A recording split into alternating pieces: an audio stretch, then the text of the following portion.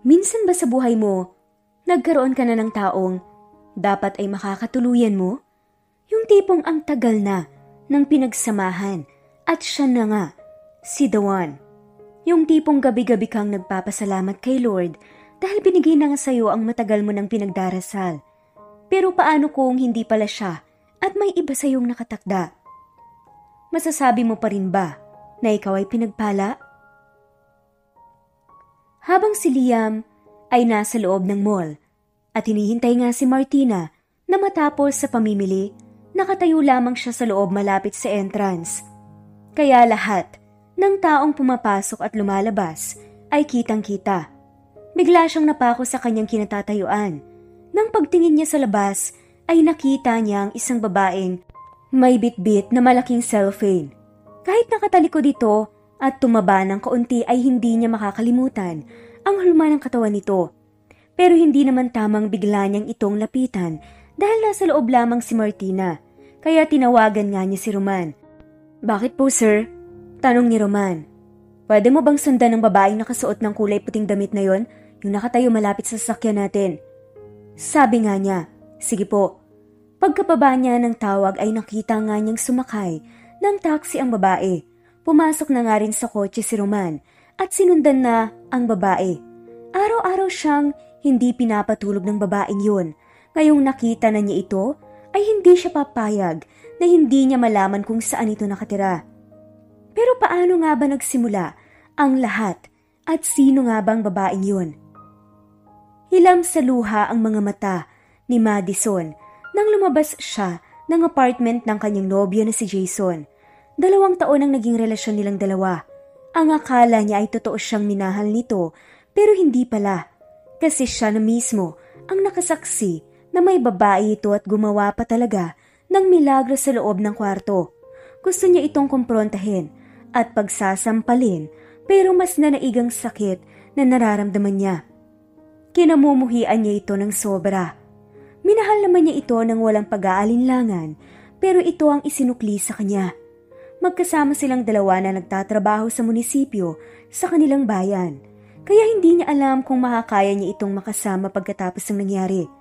Ayaw muna niyang umuwi sa bahay nila dahil alam niyang magtatanong ang kanyang mama at papa kung bakit namamaga ang kanyang mga mata. At ayaw niyang sabihin sa mga ito na niloko siya ni Jason dahil parang anak na ang turing ng mga ito sa dating nobyo. Mabuti na lang Sabado ngayon, kaya wala silang pasok sa munisipyo. Balak niya sanang sorpresahin ang kanyang nobyo, kakain sila sa labas. Dahil ito lang naman palagi ang nanglilibre sa kanya. Kapag lalabas sila, gusto sana niyang ibalik ang pabor na yon, pero siya pala ang nasorpresa sa nangyari. Para hindi halata ang pag-iyak niya, ay nagsuot siya ng salamin sa mata at isang itim na mask. Masyadong maalikabok sa kanilang lugar. Mahaba pa naman ang oras at ginusto ni Madison ang lumuwas sa syudad. Ilang beses naman siyang nakapunta roon, kaya sanay na nga siya. Siguro magpapadala na nga lamang siya ng mensahe sa kanyang mama na pupunta muna siya doon sa bahay ng nakakatanda nga niyang kapatid na si Ate Cristel. Matagal na itong nagsabi sa kanya na dalawin niya ito. Nahihiya nga siya dahil kung kailan sinaktan siya ng kanyang nobyo, saka pa niya ito naisip na bisitahin. Kaya sumakay na nga siya ng motorsiklo at nagpahatid sa terminal ng bus. Kung kailan masakit ang kanyang kalooban, saka naman matagal dumating ang bus na kanyang hinihintay. Sumabay pa talaga ang malas sa kanya. Kung maiisip niya ang mga bawat araw na magkasama silang dalawa ni Jason na masaya, ay tumutulo ang luha niya ng walang humpay. Bakit ba kasi nito naisip na maghanap ng iba dahil lang ba sa isang bagay na hindi niya maibigay rito? Hindi kasi siya iyong tipo ng babae na basta-bastang ireregalo ang sarili sa monthsary at anibersaryo at kahit ano pang okasyon. Kaya siguro naghanap ito ng iba na ibibigay kaagad iyon. Pagkababa ng mga pasahero sa dumating na bus, ay pumasok nga kaagad si Madison sa loob bago pa siya maunahan ng iba. Ramdam niyang malamig ang simoy ng hangin kahit na hindi naman naka-air condition ang bus na sinasakyan niya. Masama ang panahon na parang may malakas na ulan na paparating. Nang makarating na ang bus, Sa terminal ng syudad ay agad bumaba si Madison. Nagpalingalinga siya sa paligid at naghanap ng pwedeng masakyan. Iniisip niya muna kung pupuntahan niya agad ang kanyang ate Cristel ay malalaman nitong umiiyak siya. Kaya paniguradong magtatanong ito kung ano ang dahilan at ang ending, magagalit at tatawagan si Jason para magkausap silang dalawa. "Pasakay na po, kuya," sabi nga niya. Hindi na ni Madison hinintay pa, napuntahan siya ng taxi. Siya na nga ang kusang lumapit. Binuksan niya ang pinto saka pumasok. Hindi na muna niya sinabi sa driver kung saan siya magpapahatid. Gusto muna niyang namnamin at pagsawaan ang mga tanawin sa buong paligid. Mga naglalakihang tindahan at mga building ang kanilang nadadaanan. "Marami palang mga tao kapag Sabado dito, kuya?" Tanong niya sa driver na dahan-dahang nagmamaneho. "Kahit anong araw ay maraming tao dito, miss. Iba kasi ang syudad kaysa sa probinsya. Alam mo naman sa bayan natin, ang mga tao doon ay purong trabaho ang iniisip. Kaysa ang magsaya, samantalang dito sa syudad ay purong nakakaangat sa buhay ang mga tao kaya mas lamang ang pagsasaya." Sagot ng driver. "Taga-probinsya din pala kayo, kuya?"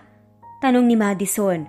"Oo, mahirap ang buhay namin doon kaya naisipan kong lumuwas dito kasama ang pamilya ko. Kaya heto, nakakaraos naman kahit papaano." Nakangiting sagot ng lalaki. Saka naman bumuhos ang malakas na ulan. Nag-aalala si Madison na baka maaksidente sila kung ipilit niyang magpahatid masyado pa namang madulas ang daan. Nang maispatan nga niya ang isang club sa kanilang nadaanan. "Kuya, pwede bang pakihinto? Dito na lang muna ako bababa. Pakihatid na lang ako doon sa may harapan para naman hindi ako mabasa ng ulan." Pakiusap nga ni Madison at inabot ang bayad sa driver. "Sige po." Makalipas ang ilang minuto ay dahan-dahan na ngang bumaba si Madison. Sumilong muna siya saglit at inayos ang kanyang suot na damit. Mabuti na lang naging maayos ang kanyang naisuot dahil balak naman pala niyang pumunta dito. Napangiti siya nang maisip na alam ng driver kanina na isa siyang probinsyana. Nang makitang hindi na natupi ang kanyang damit, ay pumasok na nga siya sa loob. Wala pang masyadong tao nang igala niya ang kanyang paningin. Lalapit na nga sana siya sa counter nang biglang may nagsalita sa likuran niya. "Hindi pa open itong club, miss," sabi ng isang boses lalaki. "Dito na lang ako, maulan sa labas eh." Nakangusong sagot nga ni Madison. "Bawal bang pumasok ng maaga gayong bukas naman ang pintuan? At may ibang tao naman sa loob ah. Ano bang klaseng lugar to?" Natatawa nga sa isip ni Madison. Hindi lang pala tao ang komplikado, pati ba naman lugar ganun din? Sa ilang minutong paglalagi niya sa loob, ay unti-unti nang dumarami ang customers na pumapasok pero hindi pa rin tumitigil ang malakas na ulan. Naririnig pa rin niya ang patak ng bawat butil sa ibabaw ng bubong. Hindi niya namalayang gabi na pala at naririnig na niya ang nakakabinging tugtog at sigawan ng mga kababaihan na nasa gitna sumasabay sa indak ng musika. Kahit gaano man kasaya ang mga ito, ay patuloy pa rin na dinudurog ang puso ni Madison. Hindi mawala sa isip niya ang tagpo na kanyang nadatnan. Ang kanyang nobyo, ibang babae ang nilalawayan. Ganun na ba talaga ang basihan ng pagmamahal sa panahon ngayon? Maghalikan, magkiskisan ng balat at maghubaran para lamang mapatunayan kung gaano kalalim ang pagmamahal sa isang tao? Naaawa siya sa kanyang sarili dahil kaya siya nasasaktan at naluloko ng ganito dahil wala siyang alam sa kalakaran ng pagmamahal na nararamdaman niya. Tumayo si Madison at lumapit sa counter. Nag-order siya ng hard drink. Iyong malakas ang tama sa tao kapag nakainom. Gusto niyang makalimutan kahit ngayong gabi lang. Mapait na sinapit niya sa kanyang unang pag-ibig. Ang akala niya, ito na ang lalaking makakasama niya panghabang buhay. Nagsimula na nga siyang uminom. Gumuhit ang pait sa kanyang lalamunan nang sumayad ang inumin pero habang tumatagal ay ginaganahan na nga siya sa pag-inom. Ang mapait ay napalitan ng sarap sa pakiramdam. Inom lang siya ng inom hanggang sa nakaubos siya ng ilang baso dahilan para malasing siya at umikot nga ang kanyang paningin. Para na siyang idinuduyan at ang kanyang mga paa ay hindi na nakatapak sa sahig. Bitbit ang basong may kalahating laman, tumayo siya at pumunta sa gitna. Hindi siya marunong sumayaw pero sa pagkakataong ito ay kusang umindayog ang kanyang mga balakang. Itinaas niya ang kanyang dalawang kamay at iwinagayway pa nga habang iniinom ang natirang inumin sa basong hawak niya. Wala siyang pakialam kahit na tagaktak na nga ang pawis sa kanyang noo at nakatabing na sa kanyang mukha ang mahaba niyang buhok. Basta ang alam niya, nag-e-enjoy siya ngayon. Masaya siya at nakakalimutan nga ang lungkot na dala ng dating nobyo. Hanggang sa may malakas na kamay ang biglang humila sa kanya paalis sa gitna at bigla siyang binuhat at pinaupo sa couch. Naramdaman niyang tumabito sa kanya at inalis ang kanyang buhok na nakaharang sa kanyang muka. "Shemay, ba't ang gwapo?" bulong nga ni Madison sa sarili. Ngumiti pa ng sobrang tamis ang lalaki. Pinasadahan niya ng tingin ang kabuuan nito. Malapad ang pangangatawan na parang masarap pagpakulong sa malalaking braso nito. Sobrang tangos ng ilong at malabigote ang gilid ng mukha nito. Gwapo at sobrang bango. Hindi maintindihan ni Madison kung dala ba ng kalasingan o dahil sa atraksyon. "Not so fast, babe. Wag dito, maraming tao." Sabi nito na halatang hindi sanay na magsalita ng Tagalog. Kahit nalasing, ay hindi maiwasan ni Madison na biglang mahiya pero mas lamang ang tama ng alak. Kahit na umiikot ang kanyang paningin, ay alam na alam niya kung ano ang kanyang pinaggagawa. Napansin ni Madison na ang lagkit ng tingin ng lalaki sa kanya at bigla siya nitong hinila at kinulong sa mga bisig nito. Sobrang lasing na yata siya dahil hindi niya alam kung bakit gusto niyang mahigpit na yakap ng lalaking to. Kanina pa siya naiinitan. Hindi niya alam kung dahil sa alak na nainom niya o dahil sa bango ng lalaking nakayakap sa kanya. Nasasaktan siya dahil sa pananakit ng kanyang nobyong si Jason pero heto siya ngayon, nakahanap ng kakampi sa lalaking hindi naman niya kakilala. Maya-maya lamang ay isinayaw na nga siya ng lalaki habang yakap-yakap siya. Yumakap din ng mahigpit si Madison habang ang kanyang muka ay nasa leeg ng lalaki. Paganda ng paganda, ang tugtog kaya masyadong feel na feel niya ang moment kasama ang lalaking to. Kung iisiping mabuti, na kahit sobrang lasing na niya, ay memoryado niya ang mukha ng lalaki. Mas lamang ito ng ilang paligo at imported kumpara sa nobyo niyang walang bayag. Hanggang sa hinila na nga siya ng lalaki palabas ng club at isinakay siya sa kotse nito ng sobrang ganda. Hindi na niya alam ang susunod na nangyari. Kinabukasan, pakurap-kurap na nagising nga si Madison.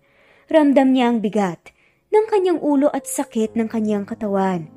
Pero nabigla siya. Nang pagbangon niya ay wala siyang suot na kahit anong damit. Kaya nahila nga niya ang malaking kumot sa kanyang tabi. Kaya lang, bigla siyang napatulala nang makita ang kamay ng isang lalaki sa ilalim ng kumot. Sa pagkabigla, ay bigla siyang napasigaw. Mabuti na lang natakpan niya agad ang kanyang bunganga nang makita ang lalaking hubot-hubad na mahimbing na natutulog. Kitang-kita din niya ang putotoy nito. Ibig sabihin ba pumasok sa kanyang perlas na iniingatan ng patutang yun? Tanong nga niya sa sarili. Bigla siyang nakaramdam ng takot nang maisip niya na baka may nangyari sa kanila ng lalaking ito. Bigla siyang napatampal sa kanyang noo at sinabunutan ng kanyang sarili. Kahit na paika-ika ng lakad. Dahil sumasakit ang kanyang keps, ay dali-daling hinanap ni Madison ang kanyang mga damit at agad itong sinuot. Dahan-dahan siyang lumabas ng kwarto na walang ingay. Lakad takbo ang kanyang ginawa papalabas ng gate. Napahawak siya sa kanyang bulsa at kinapa kung nasa loob ang kanyang phone. Nakahinga naman siya ng malalim nang nasa loob lamang ito. Pumara agad siya nang taxi nang dumaan ito sa kanyang harapan. Dali-dali siyang sumakay habang nakatingin sa kanyang likuran na baka nagising ang lalaking yun at pigilan ito sa pagalis. Nagsisisi siya kung bakit pumasok siya sa club at uminom ng marami at naging agresibo pa siya ng malasing. Kung bakit ba kasi nagpadala pa siya sa sakit ng kanyang damdamin. Dahil sa ginawa ni Jason ayan tuloy, napunta siya sa lalaking hindi niya kilala at ang masaklap pa ay naibigay niya ang sarili rito nang walang pag-alinlangan. Gayong yun ang dahilan kung bakit ipinagpalit siya ng kanyang nobyo sa iba. Malapit na siyang makarating sa bahay ng kanyang ate Cristel. Inayos niya muna ang kanyang sarili at tinignan kung hindi ba nabaliktad ang kanyang mga suot na damit. Nagbayad agad siya sa driver nang marating nga nila ang lugar kung saan ang bahay ng kanyang kapatid. Bumaba na nga siya pagkatapos niyang magbayad. Dahan-dahan niyang tinulak ang kahoy na gate at pumasok sa loob bago pa niya mabuksan ang pinto at bumukas na nga ito at lumabas ang kanyang kapatid na nakapamewang na nakaharap sa kanya. "Saan ka galing? At ano yung nangyari sa leeg mo?" Nagtatakang tanong ng kanyang ate Cristel. Bigla siyang napahawak sa kanyang leeg pero wala naman siyang nakapa na kung ano. "Wala naman ah." Sagot nga niya. "Anong wala? Maraming mapupulang kagat."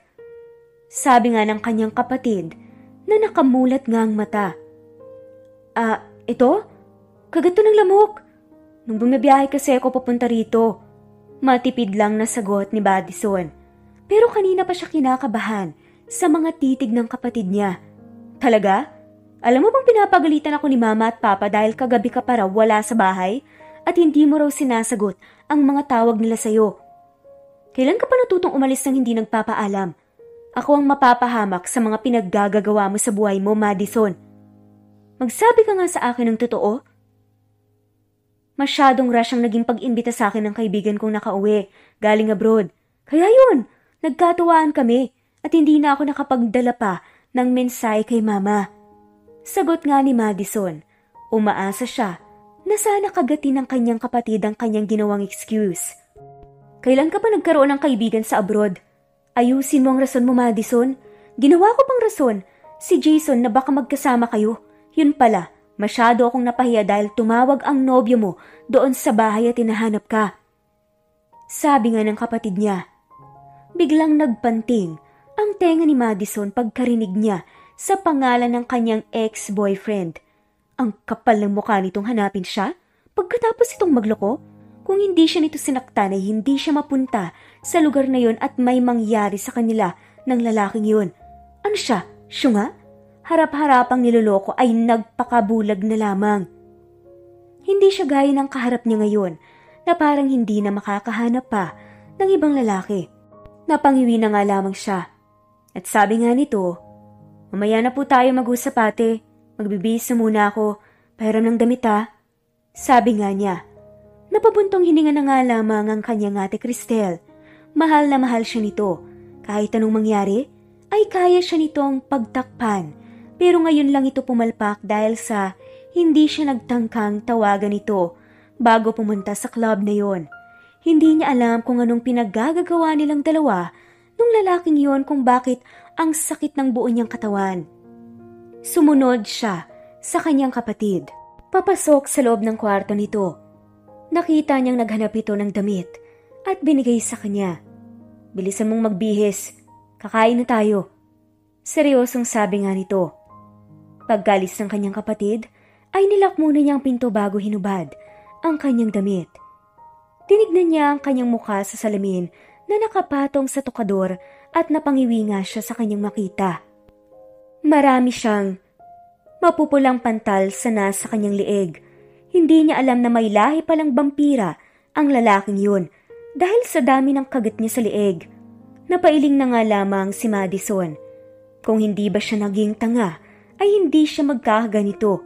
Pagtingin niya sa kanyang suot na panty ay napamulagat nga siya dahil baliktad pala ang pagkakasuot niya Dahil sa sobrang pagmamadali at sobrang takot, mabuti na lang, nasa loob lamang ito at hindi makikita ng kapatid niya. Kapag isusuot niya itong bestida na binigay ng kapatid niya, ay uulanin siya nito ng tanong dahil makikita ang lahat ng pantal niya sa loob. At matatagalan pa itong matanggal. Ang mainam na suotin niya ngayon ay ang mga damit na mahabang leeg para matabunan. Ano ba tong sitwasyon na pinasok niya? Sa isip nga nito. Huwag lang magkakamali na tawagan siya ni Jason dahil baka makakatikim ito sa kanya ng mag-asawang sampal. Naghanap si Madison ng cream sa loob ng cabinet ng kapatid niya para naman matabunan niya ang pantal sa kanyang leeg. Hindi naman siya ignorante. Para hindi niya malaman kung ano itong nasa leeg niya. Dahil nakikita na niya ito kadalasan. Nakikita lang niya nga ito sa mga kaopisina niya. Napangiwi nga siya nang maisip na mahilig nalang gumawa ng love bite yung lalaking yun at malas niya dahil sa nilagyan nito ng sobrang dami ang kanya. Nang makita niyang natatabunan na lahat, ay sinuot na nga niyang damit na binigay ng kanyang kapatid. Lumabas na siya agad pagkatapos ay pumasok ng kusina. Nakita niya ang kanyang kapatid na naghahanda ng pagkain sa mesa. Nakatingin lamang siya rito ng tahimik. Matagal na panahon na nag-asawa ang kanyang ate Cristel pero hanggang ngayon ay wala pa rin itong anak kaya siguro naglolo ko ang asawa nito dahil yun ang dahilan. Kawawa naman ang kapatid niya pero ni minsan hindi ito lumapit sa kanya at umiyak dahil nasasaktan at sobrang tapang nito upang dalhin ang bigat ng kalooban. Nasaan palang asawa mo? Tanong niya habang humila ng upuan at saka naupo. Hindi ko alam, baka nandoon sa mga babae niya. Kasual na sagot ng kanyang kapatid. Nahinto ang usapan nila ng kanyang ate Cristel nang biglang tumunog ang kanyang telepono. Nagkatinginan nga silang dalawa ng kapatid niya pero nagpatuloy lamang sa pagkain si Madison at hindi pinansin ang tawag dahil ang manlolokong si Jason lang naman. Dinampot ng kanyang kapatid ang kanyang phone at tinignan ng tawag. Si Jason ang tumawag. Bakit hindi mo sinasagot? Tanong nga nito. Kumakain pa ako, sagot ni Madison. Pero kanina pa, nagngingit-ngit sa inis ang puso niya. Ang kapal ng mukha nitong tawagan pa siya kung niloloko siya nito. Siguro kung hindi pa niya nakita mismo, ay lolokohin lamang siya nito hanggang sa mag-asawa silang dalawa. Nag-away kayong dalawa, no? Tanong nga nito sa kanyang kapatid. Napabuntong hininga na nga lamang si Madison. Ngayon, ay mapipilitan talaga siyang sabihin sa kanyang ate Cristel ang panloloko ni Jason sa kanya. Sana hindi nito sasabihin sa kanilang magulang dahil ayaw na niyang magkagulo at lalabas na nga siya. Ang may kasalanan, mas pinapabura ng kanyang mga magulang si Jason kumpara sa kanya. Anong maramdaman mo kapag ang lalaking minahal mo ng 2 taon at kalahati ay makikita mong nakapatong si ibang babae sa loob ng kwarto nito? Tanong niya sa kanyang kapatid. Ano? Gulat nga na tanong ni Cristel. Oo, kaya ako umalis ng walang paalam sa bahay dahil nakita ko si Jason na may ibang babae. Sagot nga nito. Dapat pala, dati ko na siya hiniwalayan pa eh. Nanggagalaiti at inis nga na sabi ng kapatid. Napailing na nga lamang si Madison. Ang galing nitong magbigay ng advice pero sa mismong problema nito sa asawa ay hindi naman magaling sa ganoon. Napabuntong hininga na nga lamang si Madison. Kaya nga sana naman hindi na umabot kina mama at papa tong nalaman mo dahil ayaw kong ako pang lalabas sa masama. Hindi pa ako handang harapin ang lalaking yan. Hayaan natin siyang tumawag at maghabol. Sabi nga ni Madison. Sagot naman ng kanyang kapatid. Oo, sino pa bang magtutulungan kundi tayong dalawa lang naman? Ilang tawag din ni Jason ang hindi sinasagot ni Madison. Kaya natigil na nga rin ito dahil sa pagod sa hindi nga niya pagsagot sa tawag nito. Sa kabilang banda, napabalikwas ng bangon si Liam nang tumama sa kanyang likuran ang init ng sikat ng araw. Kaya binalot niya ng kumot ang kanyang buong katawan at bumangon sa kama. Pagtingin niya sa kanyang tabi ay wala na ang babaeng nakasama niya kagabi. Alam niyang hindi siya nananaginip man lang. Nakainom lamang siya pero hindi siya lasing at nakita niyang nakabukas na ang bintana ng kanyang kwarto at ibang kulay na ng kurtina na ang nakalagay. Hindi niya makakalimutan kahit na kailan ang babaeng yun. Ang laki ng respeto niya sa mga kababaihan pero nang hilain siya ng babaeng yun at halikan, ay nawala ang pagtitimpi niya sa kanyang sarili. Lalo na at parang nilalandi siya nito. Alam naman niyang lasing na lasing ito pero yun na nga ay may nangyari nga sa kanilang dalawa. Ang masaklap pa ay hindi niya nakuha kung ano ang pangalan nito. Bumukas ang pintuan at pumasok ang kanyang kasambahay. Aling Rosal, may nakita bang babae dito? Tanong nga nito. Babae? Wala naman. May kasama ka ba dito? Balik tanong ng matanda sa kanya. Wala ho. Pagsisinungaling na nga lamang ni Liam. Hindi siya pwedeng magkamali. Hindi siya nananaginip o nag-hallucinate kasi kasama pa niya ito nung nasa loob pa sila ng club sa syudad. Paglabas ni Aling Rosal ay bumangon na nga sa kama si Liam at tumiretso sa loob ng banyo. Habang naliligo siya, ay iniisip niya sa kung ano ang nangyari sa kanila ng babaeng yon. Ramdam pa rin ang katawan niya kung gaano kalambot ang katawan nito. Kung gaano ito kabango at kung gaano kasarap halikan ng labi nito. Kaya bago pa siya mawala sa kanyang katinuan, ay hininto na nga niya ang shower at lumabas ng banyo habang nakatapis ng tuwalya. Naghanap agad siya ng damit na pwedeng maisuot at lumabas agad siya ng kanyang kwarto pagkatapos. Natutulala na nga lamang si Liam habang bitbit ang iniinom na kape sa may kusina. Balak niya kasing kumain ng agahan bago pumasok sa opisina. Hindi niya maintindihan ang kanyang sarili kung bakit dinala niya rito ang babaeng yun. Dala na lang ng awa dahil sa sobrang lasing nito. Hindi talaga siya rito nakatira. Pahingahan lamang niya ito kapag masyado siyang pagod sa trabaho. Nandito lamang sa Aling Rosal upang maglinis sa buong bahay. Tumunog ang kanyang phone na nasa ibabaw ng mesa sa tabi niya. Hindi niya ito pinapansin. Patuloy lamang lumilipad ang kanyang isipan. Sir, may tawag ka po, sabi nga ni Aling Rosal. Saka pa niya binigyang pansin. Kinuha niya ito at tinignan kung sino ang tumawag at nakita niyang si Marina ito, ang kanyang fiancé. Simula pa lang ay hindi na nga niya ito mahal. Isang arranged marriage lang naman ang mangyayari sa kanilang dalawa. Bilang mabuting anak ng magulang niya, pumayag na nga lamang siya para na rin sa merger ng kumpanya ng bawat pamilya nila at naniniwala siya na kapag nagsama ang dalawang taong hindi mahal ang isa't isa, ay may posibilidad naman na magka-developan. Ang kaso, hindi naman nangyari yon kasi hindi pwedeng matutunan ng pagmamahal. Kusa itong uusbong. Ika nga nila hindi natuturuan ng puso. Mabait naman si Marina at masyadong maasikaso. Pero kahit anong gawin nito ay hindi talaga niya magawang mahalin nito. Pero hindi naging rason yun para magloko sa relasyon nilang dalawa. Pero tila pinilit na nga siya ng pagkakataong magkasala. Hindi niya alam kung bakit sobrang lakas ng atraksyon na nararamdaman niya sa babaeng yun.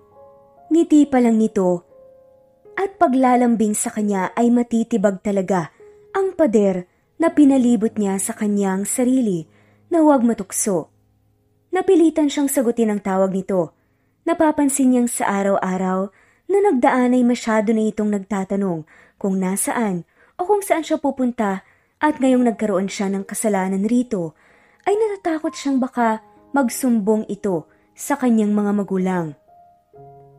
Alam niyang kahit anong mangyari ay si Marina ang gusto ng mga ito para sa kanya at wala nang iba. Pero buong buhay niya, nakasunod lamang siya sa mga salita ng mga magulang niya kaya ito ang unang beses na nakaramdam siya ng unang pakaramdam sa ibang babae.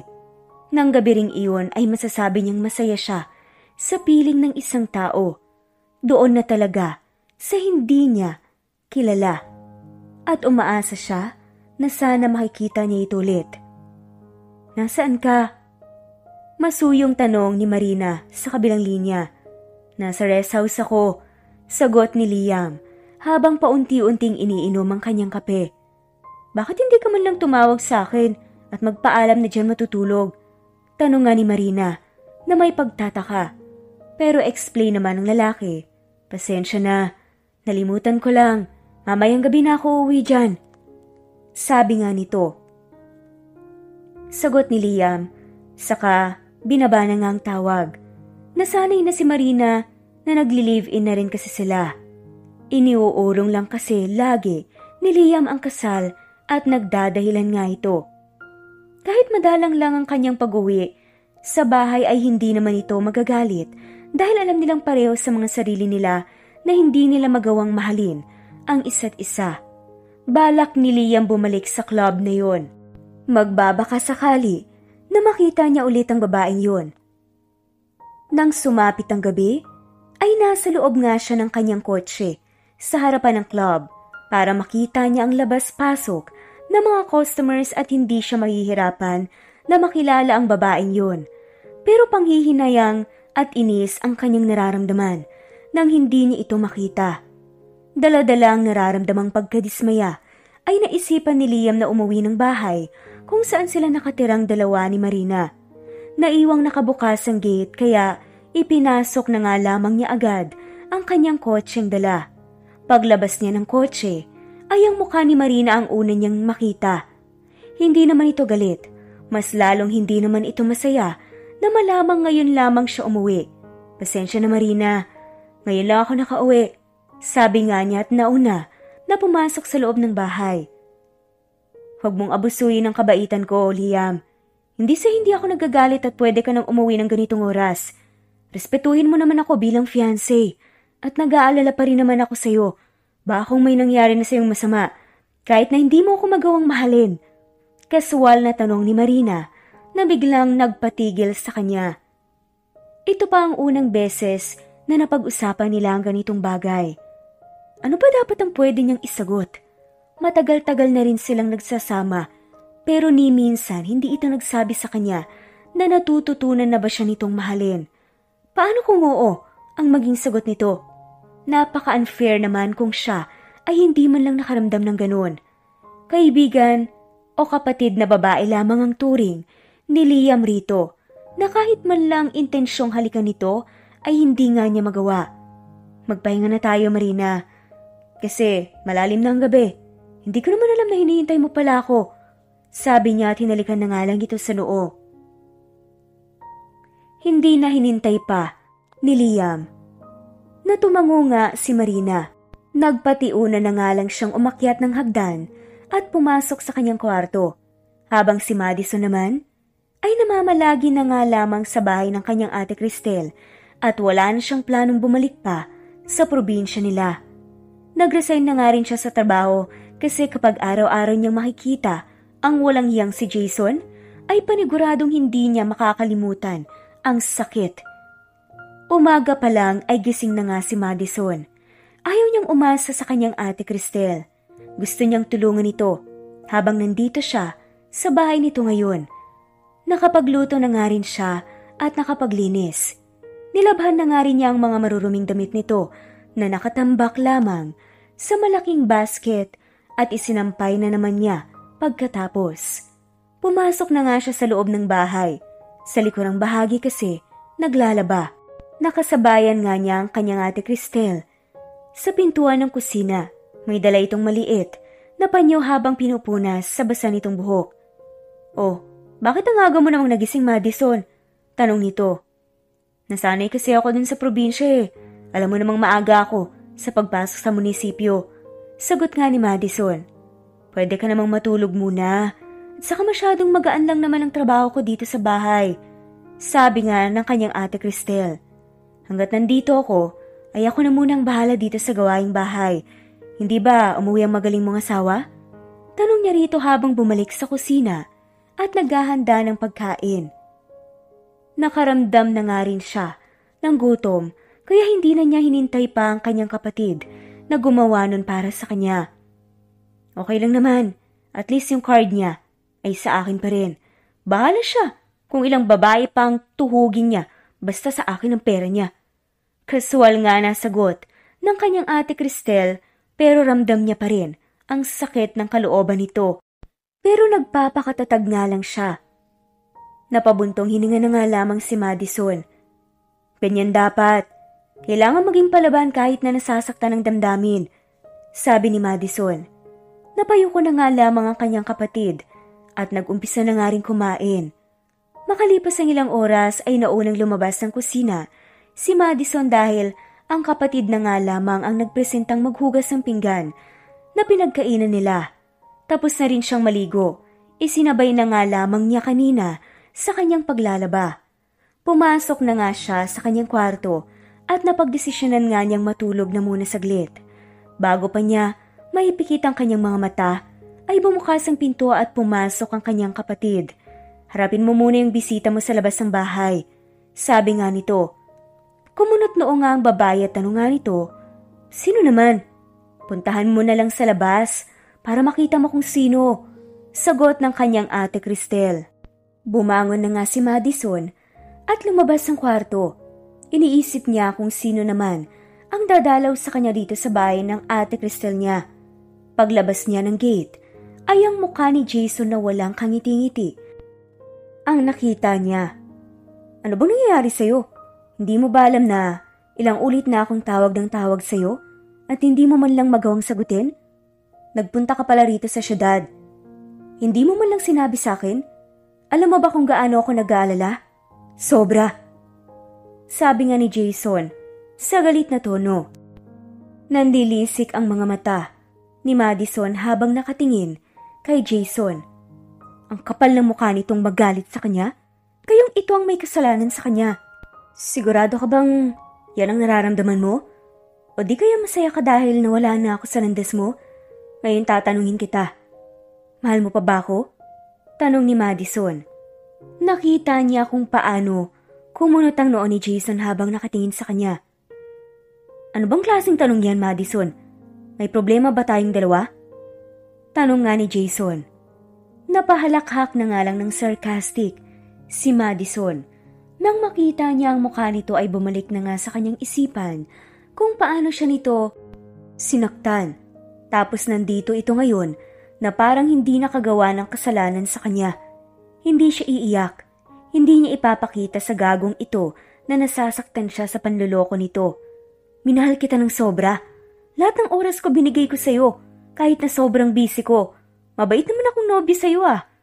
Kahit minsan, ay hindi kita inaway kahit na hindi na kita maintindihan madalas. Akala ko, kaya mo akong samahan hanggang dulo pero bakit nagkaganon? Hindi pa ba sapat ang ibigay kong pagmamahal sa'yo? Ano pa ba ang kulang? Bakit nagawa mo akong lokohin? Sabi nga niya. Nakita niya kung paano namutla si Jason. Alam niyang alam na nito kung ano ang gusto niyang ipahiwatig. Alam niyang hindi naman talaga ito aamin kung hindi niya sabihin ng diretsyo. Ito ang magandang talento ng mga lalaki. Nalaman na nga, hindi pa aamin. Magpapaliwanag ako, Madison. Nagkamali ka ng nakita. Sabi nito na akmang hahawakan siya. Huwag mo kong hawakan, Jason. Nandidiri ako sa'yo. Tignan ko lang kung mamahalin ka pa ng mga magulang ko kapag nalaman nila ang ginawa mong panloloko sa akin. At huwag mong sabihin sa akin na nagkamali ako ng nakita dahil hindi pa ako nagkaroon ng sakit sa mata. Sino naman ang gawin mong rason?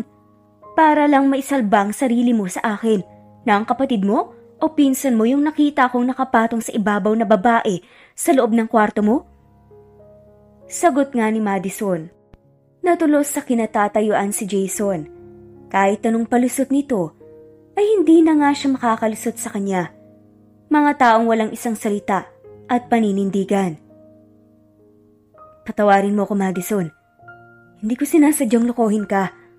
Wala naman talaga kaming relasyon. Nadala lang ako sa mga landi niya. Sabi nito na parang luluhod sa harapan niya. Hindi mo na kailangang lumuhod pa, Jason. Dahil kahit anong gawin mo, hindi na kita mapapatawad. Magmula sa araw na niloko mo ko ay wala na tayong dalawa. Gagawin ko na lang na aral ang 2 taong relasyon natin. Sana naman, hindi dumating ang araw na babalikan ka ng karma dahil sa panluloko mo sa akin. Umalis ka na. Sabi niya at pumasok nga sa loob ng gate at saka sinarado.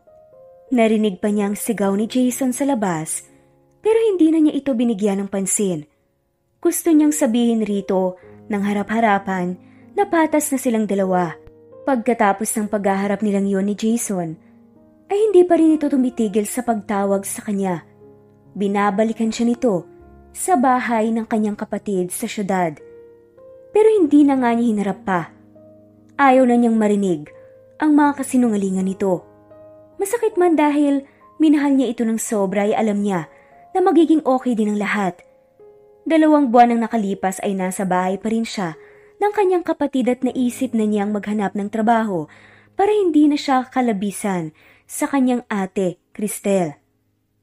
Siguro magpapasama na nga lamang siya rito na maghanap ng trabaho, kaya lang ipagpaliban na nga muna niya ang paghahanap dahil biglang sumama ang kanyang pakiramdam. Masakit ang kanyang ulo at parang naduduwal siya na wala naman siyang ibang kinain kundi ulam lang at kanin.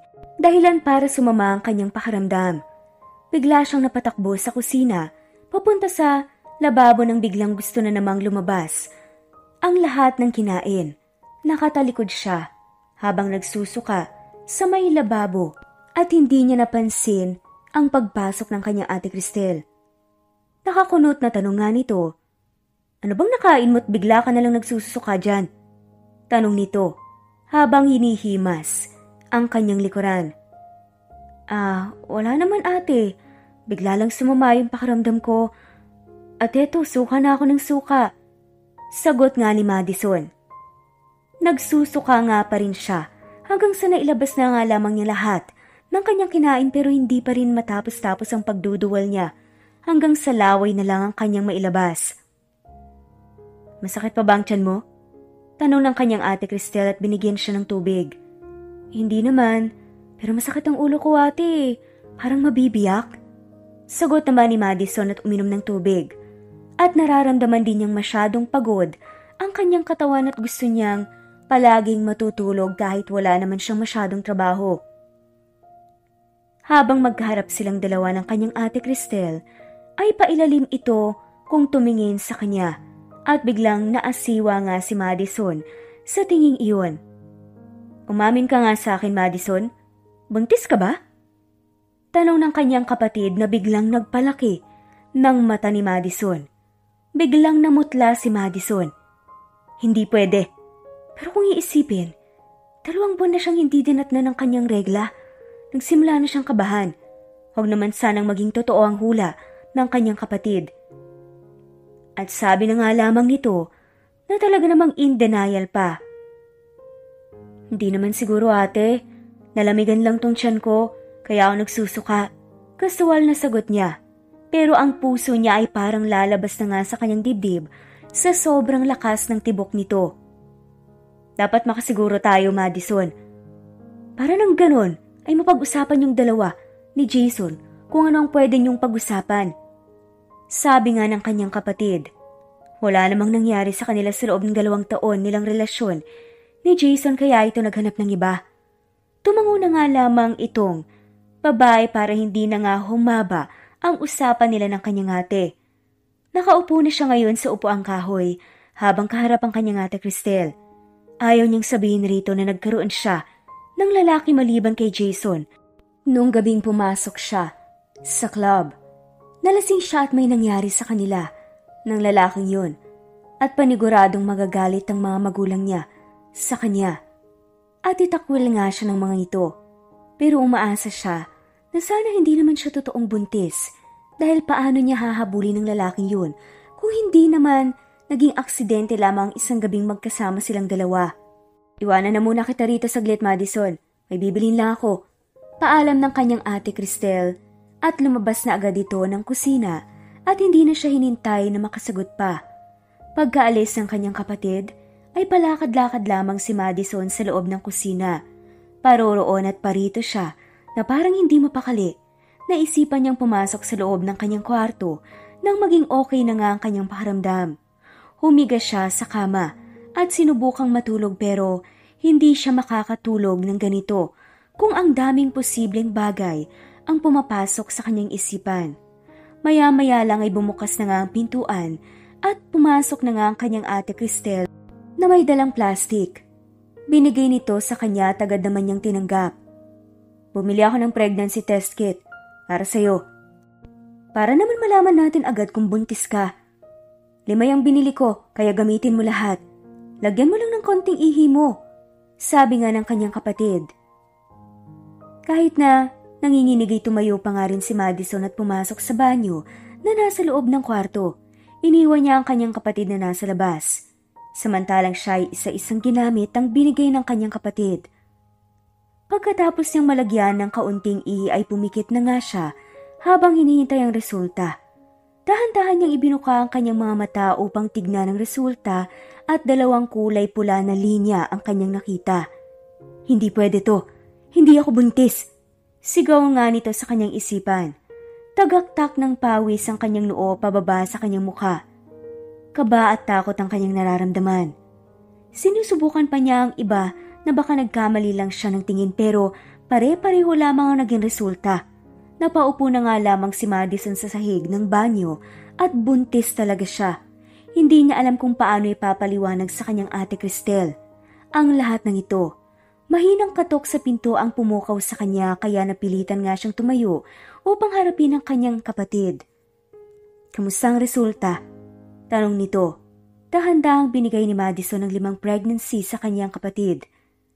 Samot-saring emosyon ang kanyang nararamdaman nang tignan ang reaksyon ng kanyang ate Cristel. Lahat positive? Talagang buntis ka nga. Kailangan itong malaman ni Jason. Sabi nga ng kanyang kapatid na akmang kukunin nito sa loob ng bulsa ang phone pero agad niya itong pinigilan. Wala siyang pagpipilian kundi sabihin nito ang totoo. Ayaw niyang ikulong si Jason sa isang obligasyon na hindi naman para rito. Wag na ate, hindi naman talaga si Jason ang ama nitong pinagbubuntis ko. Napayukong sagot nga ni Madison habang pinaghugpong niya ang kanyang 2 kamay. Nakita niya kung paano nanlaki ang mga mata ng ate Cristel niya. Ano? Huwag kang magbiro ng ganyan, Madison. Seryosong bagay itong nangyayari sa'yo, sabi ng kanyang kapatid. Nagunahang tumulo ang mga luha ni Madison habang nakaupo sa paanan ng kanyang kapatid. Hindi ako nagbibiro ate.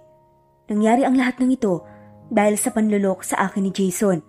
Pumasok ako sa loob ng club, uminom hanggang sa nalasing at may nangyari sa amin ng lalaking nakilala ko lang doon. Pag-e-explain nga ni Madison. Ngayon niya pinagsisisihan ang lahat. Kung hindi pa siya nagpadala sa kanyang emosyon ay hindi sana mangyayari ang lahat ng ito. Ano ka ba naman, Madison? Nasa tamang edad ka na pero hindi mo ginamit ang utak mo. Kung niloko ka man ni Jason, bakit hindi ka dumiretso rito sa bahay at tayong 2 ang nag-inuman hanggang sa makalimutan mo ang sakit? Sabi nga ng kanyang kapatid na halatang gusto na nga siyang tirisin ito sa sobrang inis pero mas piniling mag-relax. I'm sorry ate, hindi ko naman gusto ang nangyari eh. Napasabunot na nga lamang itong si Cristel sa kanyang sarili. Tumayo ka na nga dyan. Anong sasabihin ko ngayon sa mga magulang natin? Mapapatay ako ng mga yun kapag nalaman nilang pinabayaan kita. Nako, Madison hindi ka kasi nag-iingat. Paano ba natin mahahanap ang lalaking yun? Tanong ng kanyang ate Cristel. Wala akong planong hanapin ang lalaking yun ate. Kasual na sagot naman ni Madison. Ano? Gusto mo bang tawaging disgrasyada ka? Nabuntis na walang ama ang bata? Sabi nga ng kanyang kapatid na nanggagalaiti sa inis at tinuduro pa nga ang kanyang noo. Uso naman na yan ngayon ate at saka kaya ko naman sigurong alagaan ng bata. Maghahanap ako ng trabaho at hindi magiging pabigat sa'yo hanggang ipinagbubuntis ko pa siya. At saka kapag lalabas na siya ay may naipon na akong pera. Determinadong sagot ni Madison. Ewan ko sa'yo Madison, sabi ng kanyang kapatid at iniwan siya sa loob ng kwarto. Pagkaalis ng kanyang kapatid ay nagbihis na nga si Madison. Huminga siya ng malalim habang napatingin sa kanyang refleksyon sa salamin. Kailangan niyang lumaban sa buhay dahil may buhay na unti-unting tumutubo sa kanyang sinapupunan. Kahit magmukmuk man siya at umiyak ng ilang baldeng luha at hindi na maibabalik ang lahat sa dati. Nagkamali siya kaya kailangan niyang tumayo at gawing aral ang nangyari sa kanya ngayon. Hindi siya makapaniwala na sa isang iglap ay magiging isa na siyang ina. Makalipas ang ilang oras ay naisipan ngang lumabas ni Madison. Hindi niya makita sa loob ng bahay ang kanyang ate Cristel. Tanging mga prutas, pagkain at vitamins lamang ang nakikita niya na nakapatong sa ibabaw ng mesa sa may sala. "Binilhan kita ng vitamins para sa pagbubuntis mo," sabi nga ng kanyang kapatid nang dumaan ito sa gilid niya. May bitbit itong mga natutuyo ng mga sinampay. Habang tumatagal ay mas nahihirapan si Madison sa kanyang pagbubuntis. Palagi siyang hindi makakatulog ng mabuti. Mabuti na nga lamang nasa tabi niya ang kanyang ate Cristel na handang umalalay sa kanya. 1 buwan, 2, 3 hanggang sa pagkapanganak nga niya ay wala pa ring alam ang kanyang mga magulang na nasa probinsya. Masaya naman siya dahil mas iniisip ng kanyang kapatid ang kanyang kapakanan kaysa ang magsumbong sa kanilang mama at papa. Wala na siyang balita pa kay Jason. Siguro napagod na nga rin ito kakasuyo sa kanya pero hindi na niya pinapansin kaya natigil na nga rin ito. Nagsilang siya ng sanggol na lalaki. Akala niya katapusan na nga niya nung mga panahong nahirapan siyang ilabas ang bata. Pero nung marinig nga niya ang malakas na iyak nito, ay bigla siyang naging masaya at nakahinga ng maluwag. Hindi man niya napaghandaan ang pagdating ng kanyang anak sa buhay niya pero nang masilayan niya ang gwapo at cute nitong mukha, ay naging masigla na nga siyang alagaan nito. Pinangalanan niya ito Liam James, ang kanyang munting prinsipe. Pero habang tumatagal na tinitignan niya ang mukha ng bata, ay naaalala niya ang mukha ng ama nito. Umaasa siya na sana hindi darating ang araw na mag-cruise ang landas nilang tatlo. Ngayong nanganak na nga siya, ay mas nararamdaman niya ang sobrang pagmamahal sa kanya ng kanyang ate Cristel. Kahit na may sarili itong dinadalang problema, ay mas nararamdaman niyang nandyan lamang ito palagi para sa kanya. 3 buwan na nga rin magmula nang makalabas siya ng ospital, bumalik na nga ang sigla niya kahit papaano ay naaalagaan naman niya ang kanyang anak. Kung iisiping mabuti ang laki ng utang na loob niya sa kanyang kapatid, ito ang umako ng gastusin sa lahat. Magmula noong nagbuntis pa lamang siya, hanggang sa ngayong nasa 3 buwan na nga si Liam. Napangiti na nga lamang siya dahil napakaswerte ng kanyang anak dahil naging 2 nanay nito. Nandito siya ngayon sa sala habang kaharap ang kanyang ate Cristel. Nakarga ang kanyang anak habang pinapadede sa baby room nito. Wala kasing gatas ang suso niya kahit anong gawin niya. "Okay ka lang ba, Madison? Lumabas ka nga rito sa bahay at pumuntang syudad. Hindi porket naging nanay ka na magpapakalosyan ka na. Tignan mo nga ang sarili mo, ilang araw ka nang walang suklay," sabi nga ng kanyang ate Cristel. Napailing na nga lamang si Madison. Magmula nang magkaroon siya ng anak ay ayaw niyang magpaganda, mas gusto na nga lang niyang mag-alaga ng bata. "Ano namang gagawin ko doon, ate?" sagot nga ni Madison. "Mag-shopping ka at bumili ng gusto mong bilhin," sabi nga ng kanyang ate Cristel. At isinayaw si baby Liam. "Wala akong pera, te.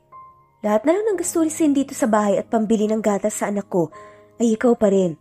Masyado na nga ako nahihiya sa'yo eh," sagot ni Madison. "Huwag mo nang alalahanin yon.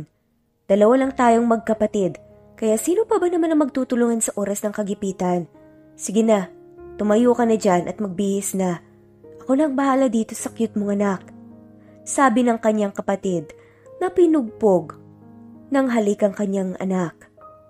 Walang nagawa si Madison kundi ang tumayo dahil binigyan na siya ng kanyang kapatid ng pera. Pumasok na nga siya sa loob ng kwarto at nagbihis. Wala naman siyang planong bumili ng damit para sa kanya kundi sa kanyang anak na lamang dahil marami pa naman siyang damit na maisusuot na galing sa kanyang ate Cristel. Makalipas ang ilang oras ay nasa loob na nga siya ng mall. Kung anong magandang gamit na makikita niya para sa bata ay binibili niya. Sa kabilang banda ay nasa mall din pala si Liam at pinasundan niya ang babaeng kamukha ng minsang naka one night stand niya. Nang nasa bahay na nga sila ay hindi na mapakali si Liam. Gusto niyang tawagan si Roman pero ayaw niyang magtanong kung bakit atat siyang malaman kung saan nakatira ang babaeng yun. Umabot na lang ng gabi ay wala pa ring balita rito kaya naisipan na nga lamang niyang matulog ng maaga.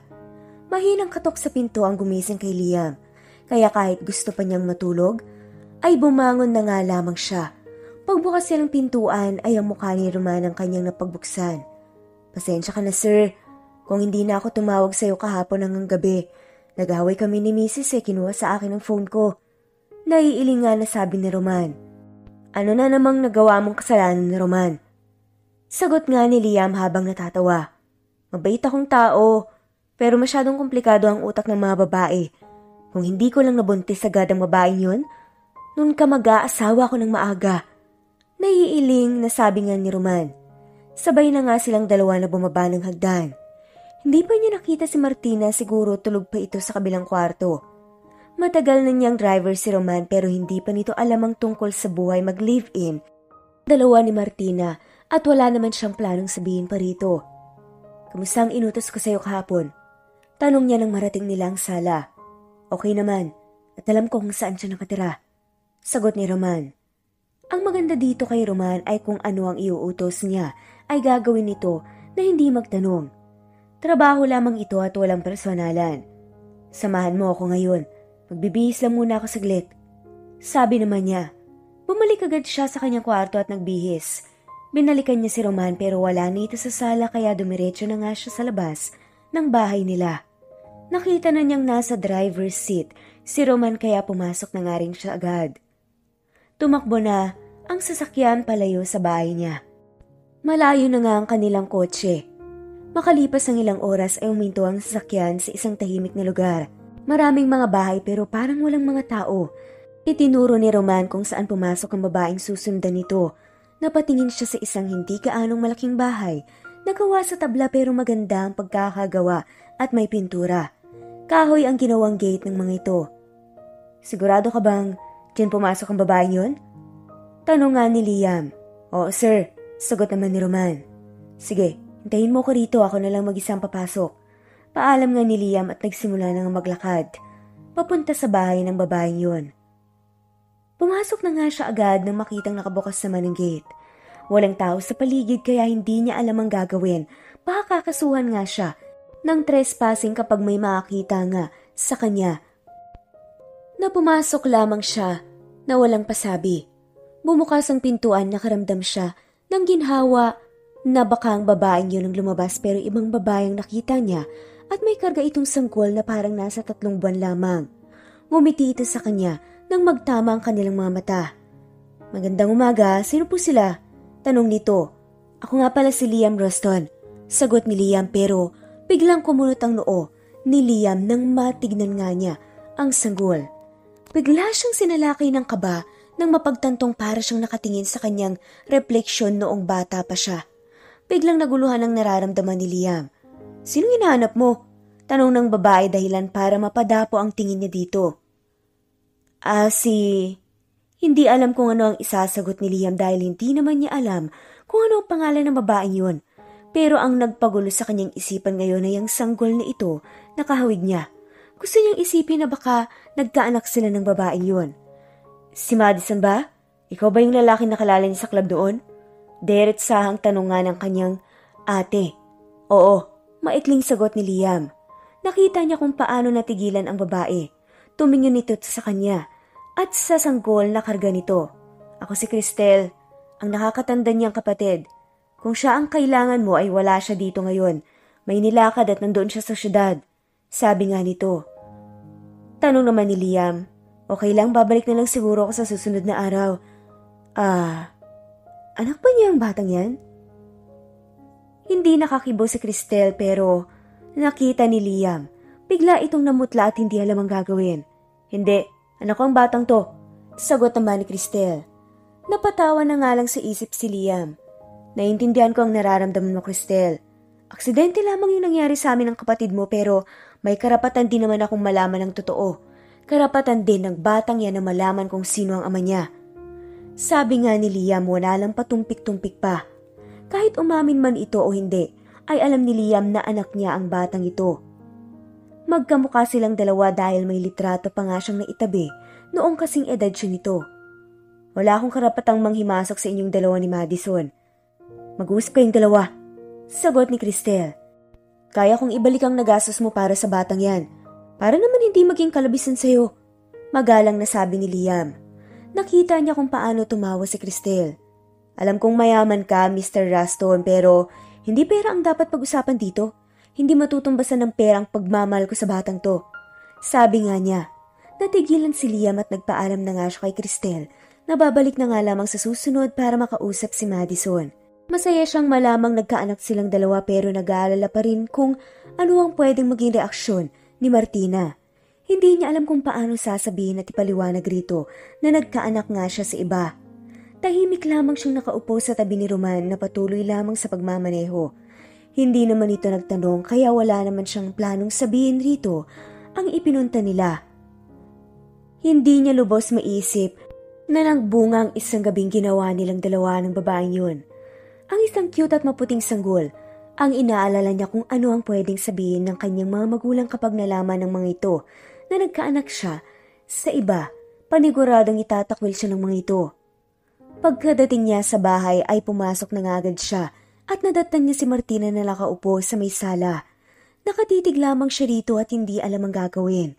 Karapatan din itong malaman ang totoo na kahit hindi nila mahal ang isa't isa, ay misis niya pa rin ito. Ito nang bahalang magdesisyon kung ano ang pwede nitong gawin. Nagkatinginan silang dalawa ni Martina. May gusto ka bang sabihin sa akin, Liam? Tanong nga ni Martina. Nagdadalawang isip siya kung sasabihin niyang totoo o hindi pero balak niyang dalhin rito ang anak niya, pati si Madison kung papayag din. Pero alam niya sa kanyang sarili na gusto niya rin itong makasama kahit hindi na pwede. Patawarin mo ako, Martina. May kasalanan ako nagawa sa'yo. Pag-uumpisa ni Liam. Nakita nga niya kung paano naten si Martina sa sinabi niya. Ano naman yun? Nagkaanak ako sa iba. Aksidenteng nangyari yun nung mga panahong nalasing ako. Sagot naman ni Liam. Nakita niya kung paano napalunok si Martina. Ang maganda nitong mood ay biglang nagiba. Patagal itong hindi nakapagsalita. Sino ba naman ang hindi mabibigla kapag ang fiancé nito ay nagkaanak sa iba? Of course, okay lang sa akin. Total naman, anak mo naman yan at hindi mo siya pwedeng pabayaan na lamang. Dalhin mo siya dito sa bahay, sabi ni Martina na hindi masaya ang tono. Hindi pa naman nasabi ni Liam ang gusto niyang sabihin ay inunahan na nga siya ni Martina kahit na alam niya ang labag sa loob nito. Mag-uusap sila ulit. Sobrang bait nito at ito yung klase ng babae na hindi dapat sinasaktan, kundi ay minamahal. Biktima sila ng arranged marriage kahit gustuhin man nilang kumawala, ay hindi maaari kasi mabuti silang mga anak sa mga magulang nila. Salamat, Martina. Pero sana, hindi na ito umabot pa sa mga magulang natin. Ako nang bahalang magsabi.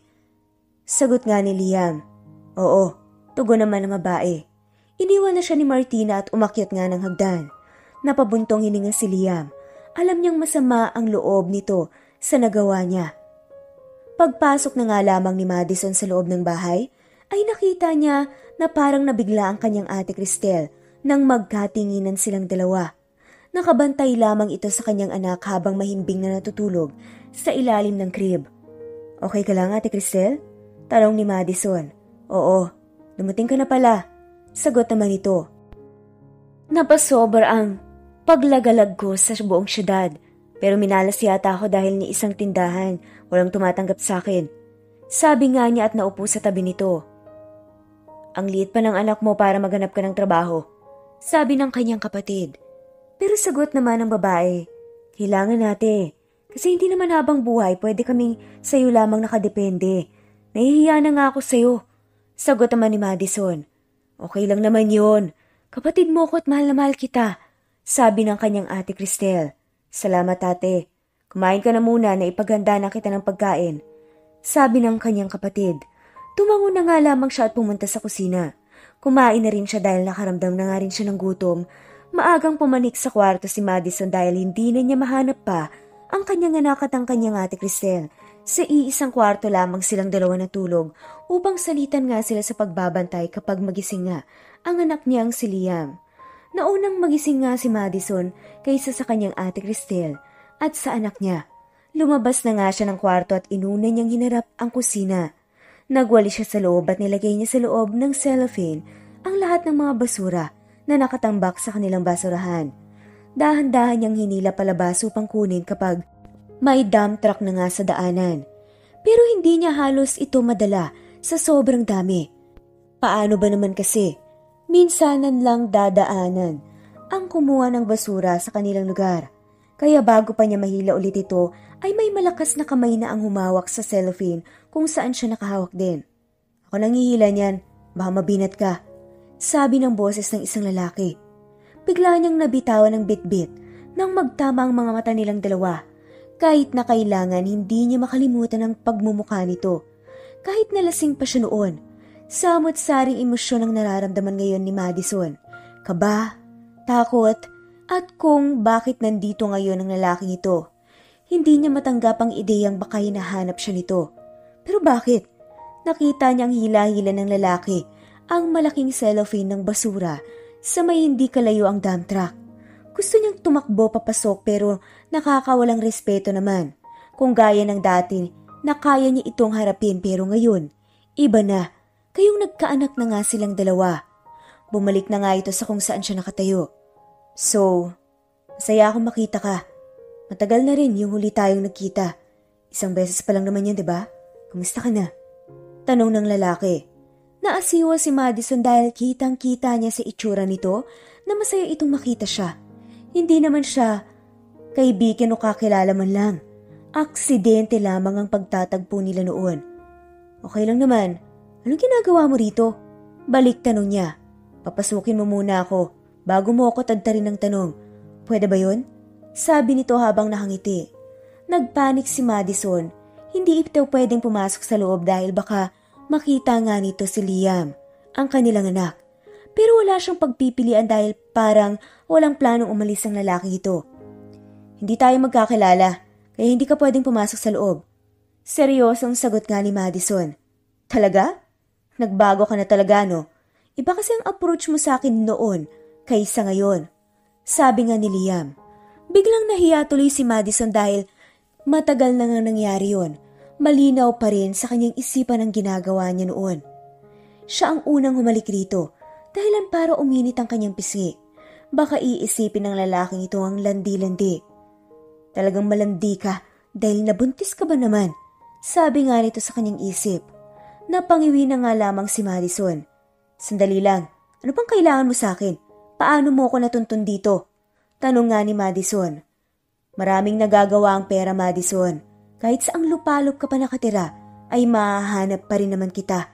Tumaba ka ngayon ha. At saka nagtataka ako kung bakit ayaw mo akong papasukin sa loob. May asawa ka na ba? Nagkaanak ka na ba? Tanong nga ng lalaki. Natigilan si Madison. Iba nga talaga ang nagagawa ng pera dahil alam din nito ang pangalan niya. Pero mas kinabahan siya dahil binanggit nito ang tungkol sa anak. Ano naman sa'yo kung nag-asawa nagkaanak ako? Masungit na sabi nga ni Madison. Wala lang. Gusto lang kitang kamustahin. At saka gusto ko ring marinig sa'yo mismo ang nalaman ko nung nagpunta ako rito kahapon. And by the way, ako nga pala si Liam Ruston. Seryosong sabi nga ng lalaki. Nakanganga lamang si Madison at nagsimula na nga ang pagpawisan ng marami. Ano na naman kaya ang pinagsasasabi ng kanyang kapatid sa lalaking to? Lagot talagang babae yun sa kanya. Ano na naman yun? Nagbunga pala ang isang gabi nating ginawa noon. At hindi ka nagabalang sabihin sa akin? Sabi nga ni Liam. Nabingi si Madison parang bombang sumabog sa kanyang harapan ang sinasabi ng lalaking to. Paano ka naman nakakasigurong anak mo yung bata? Sagot ni Madison. Kahit na bistado na siya ay wala siyang planong umamin. Ayaw niyang mawala at kunin sa kanya ang anak na paniguradong mababaliw siya ng sobra. Nakakasakit ng loob ang kanyang ate Cristel dahil pinapangunahan siya nito sa kanyang mga desisyon na bale wala ang mga sakripisyo nila kapag kukunin sa kanila ang bata. Talaga? Ako ang unang lalaki sa buhay mo, Madison. Ipagkakaila mo pa ba yun? Bistado ka na. Lulusot ka pa talaga? Nakangising sabi nga ni Liam. Nahalatang masayang nakikita siyang naiinis at natatakot. Wala kang pakialam. Akin lang ang anak ko. Hindi mo alam ang hirap na dinanas ko para lang mailabas siya at maalagaan. Sigaw ni Madison. Wala nang dahilan pa para itago niya ang bata dahil bistado na nga siya nito. Dahil Ipinagkait mo siya sa akin. Tinago mo ang bata sa akin na ama niya, kaya nandito ako ngayon para kunin siya sa'yo. Sagot naman ni Liam. Gustong umiyak ni Madison. Hindi siya makapapayag na mawalay nga sa kanyang anak. Hindi pwede. Hindi ako papayag. Sigaw ni Madison. Hindi mawawala sa iyong anak mo kung sasama ka sa akin. Sabi naman ni Liam na nagpatigil sa kanya. Ano? Narinig mo naman, diba? Kayong dalawa ng batang isasama ko. Take it or leave it. Kampanteng sabi ni Liam. Iniwan ni Madison si Liam sa labas ng bahay at pumasok na nga sa loob. Gusto niyang makausap ang kanyang ate Cristel. Nakita nga niya itong nakaupo habang hawak ang kanyang anak. Ate naman, bakit mo ba sinabi sa lalaki yun ang totoo? Hindi mo ba alam na nandito na naman siya ngayon at kukunin niya raw si Liam sa atin? Paano natin mapipigilan yan ngayon? Paano na tayo?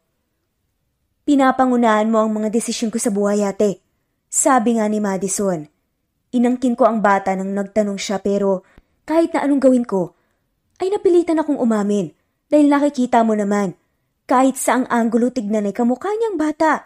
Ayaw mo nun? Siya na ang nagkusang lumapit sa'yo kayong wala ka namang planong sabihin sa kanyang totoo. Karapatan niya rin ang maging ama ni Liam. At saka, magkapangalan pa silang dalawa magkaiba lang ng spelling. Naiiling na sagot nga ng kanyang kapatid. Hindi naman niya alam noon ang pangalan ng lalaking yun kaya kung magkapangalan man ng dalawa, ay coincidence yun na matatawag. Sinundan niya ang kanyang kapatid sa loob ng kusina. Anong gagawin natin ngayon? Tanong niya sa kanyang kapatid. Pagbayaran mo ang nagawa mong pagkakamali. Ibigay mo sa kanyang bata, siya naman ang ama. At alam ko namang hindi niya pababayaan yung bata. Sagot ng kanyang ate. Paano naman? Ako yung ina niya. Diyos ko ate, sobrang liit ng bata. Kaya dito na muna siya sa poder ko.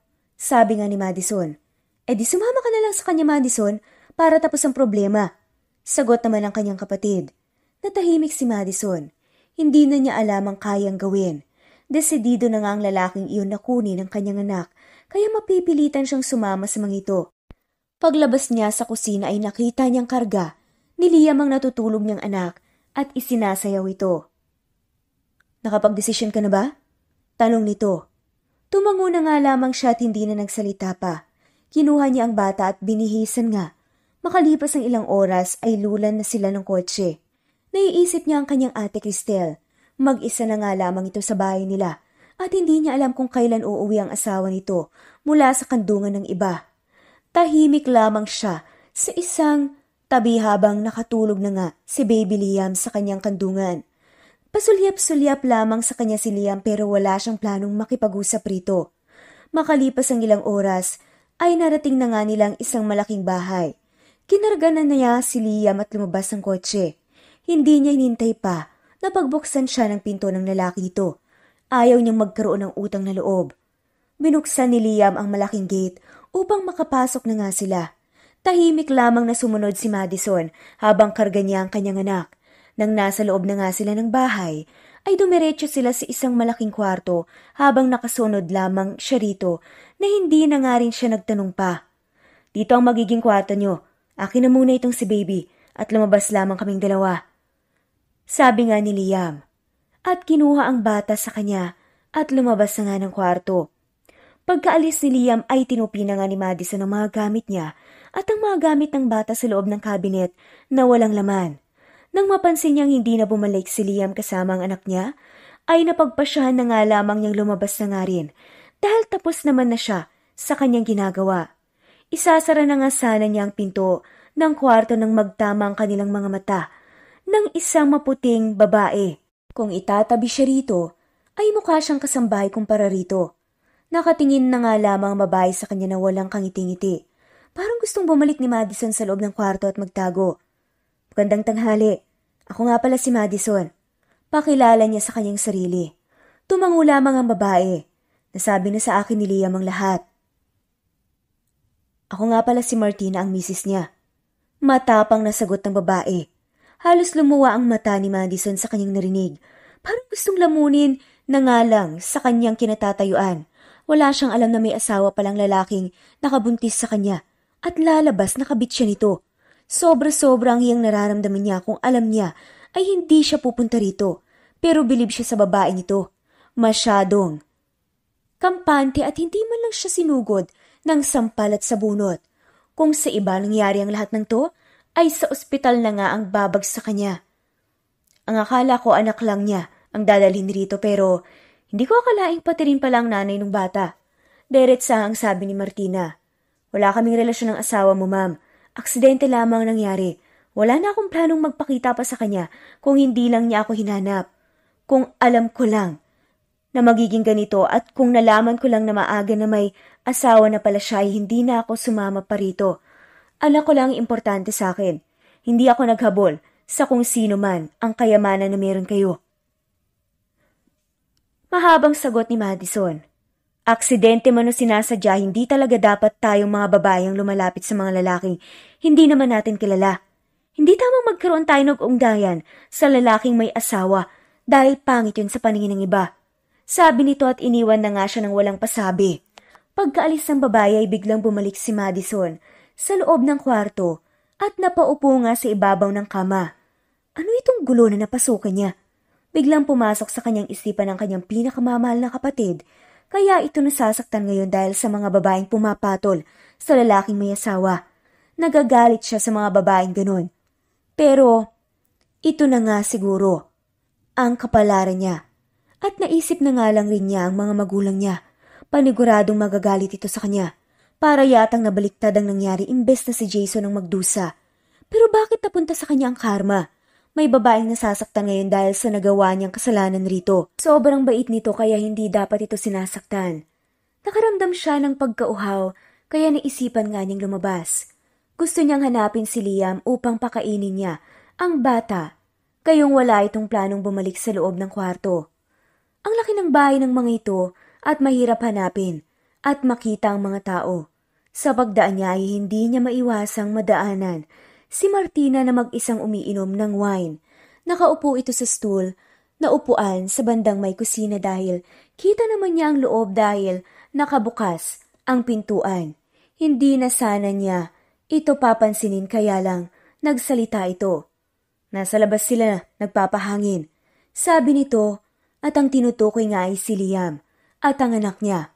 Tumango na nga lamang si Madison. Hanggang ngayon ay nahihiya pa rin siya sa babaeng ito. Maupo ka, samahan mo akong uminom. Sabi nito at binigyan siya ng isang basong may laman. Tinanggap niya ang baso at saka umupo. Sasamahan niya itong uminom. Hindi naman siguro siya nito aawayin o sasabunutan kapag malasing ito ngayon. Gusto kong maniwala sa sinasabi mo at gusto ko ring ayaw maniwala pero nakikita ko namang mabait kang tao at naging biktima ka lang ng pagkakataon. May mga bagay kasing hindi natin maiiwasang mangyari. Umpisa ni Martina. Nasaksihan ko ang panloloko ng nobyo kong makarelasyon ko ng 2 taon. Nakita ko siyang may kasamang iba sa loob ng kwarto nito. Dala ng sakit at pagkabigo, lumayas ako rito sa syudad. Nalasing ako. At doon ko nakilala ang asawa mo na hindi ko naman alam na may asawa dati. Kung alam ko lang na ganito ang mangyayari, hindi na sana ako pumasok pa sa lugar na yon. Muli gusto kong humingi ng tawad sa nangyari. Mahinang sabi nga ni Madison. Arranged marriage lang ang nakatakda sa amin ni Liam. Ganun naman ang magulang ng mga mayayaman, di ba? Dahil sa pareho kaming masunuring anak, pumayag kami kahit na walang pagmamahal. Yun ang akala ni Liam. Na pareho kami ng nararamdaman pero minahal ko na siya dati pa. Sino ba ang hindi magkakagusto sa isang Liam Ruston? Mabait, masunurin, mapagbigay at maalaga. Ang masakit pa, ikakasal nga kami pero hanggang ngayon ay magkaiba pa rin kami ng kwarto na tinutulugan. Pero hindi ako nawawalan ng pag-asa na baka bukas o sa susunod na mga araw ay matutunan na nga rin niya akong mahalin. Pero paano ko pa magagawa yan kung ngayon nandito ka na? Ngayon ko lang naramdaman ang sobrang panibugho. Natatanong ko na nga na bakit ikaw na hindi kayo magkakilala nagkaanak kayo? Samantalang ako, hindi man lang niya magawang halikan sa labi. Sabi nga ni Martina, parang nanliliit sa sarili si Madison. Siya talagang dahilan kung bakit nasasaktan ng sobra ang babaeng nasa harapan niya. Hindi niya alam na hindi pala perpekto ang buhay may asawa ng ganito kagandang babae sa mundong ibabaw. Dapat pa nga kayang manatili dito si Martina Dapat pa ba niyang ipagsiksikan ng sarili niya o magpapaubaya na nga lang siya para sa babaeng mahal na mahal ang isang Liam Ruston? Kung ang ikakagaan ng loob mo ang pagalis ko rito sa pamamahay mo ay gagawin ko. Basta ipapangako mo sa akin na aalagaan mo ang anak ko na parang pag-aari mo. Masakit at mahirap sa isang ina na iwan ng anak, pero kakayanin ko. Sabi ni Madison. Hindi na niya hinintay pa na tumango si Martina. Iniwan na nga niya agad dito at pumasok na nga sa loob ng kwarto at kinuha na nga niya ang lahat ng kanyang gamit at iniwan ang gamit ng anak niya. Tumulo ang luha ni Madison, alam niyang kamumuhian siya ng kanyang anak. Paglaki nito pero para sa isang babaeng nagsasakripisyo para sa kapakanan ng kapwa ay gagawin niya. Bitbit ang kanyang damit na sinilid niya sa loob ng kanyang bag ay lumabas siya ng gate. Naghanap siya ng pwedeng masakyang taxi. Nagmamadali siya para hindi na siya makita pa ni Liam at pigilan siya. Mabuti na nga lamang at may huminto agad na taxi sa harapan niya. At agad siyang sumakay. Ang kanyang isip ay nasa kanyang anak. Nasa 3 buwan pa lamang ito pero iniwan na nga niya kahit saang anggulo kasing tignan ay pangit silang makikisama sa mga andoon. Kung ipipilit niyang kunin ng bata naman, ay aabot pa sila sa kung saan-saan. Wala siyang pera para ilaban ang kanyang anak. Umalis na nga siya sa lugar na iyon na mabigat sa kalooban. Nakita nga ni Liam na nakatulog na nga ang kanyang anak sa kanyang braso. Naisipan nga niyang pumasok sa loob ng bahay. Dumiretso siya sa loob ng kwarto pero hindi niya makita si Madison. Siguro lumabas ito para kumain. Binuksan niya ang cabinet. Nakita niyang wala na ngang gamit. At ang gamit na nga lamang ng batang naiwan pero wala ang damit nito. Bigla namang nagpanik si Liam. Umalis na ba si Madison at iniwan ng bata sa kanya?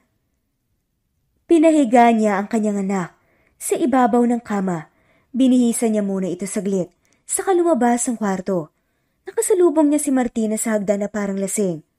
Nasaan si Madison? Tanong niya.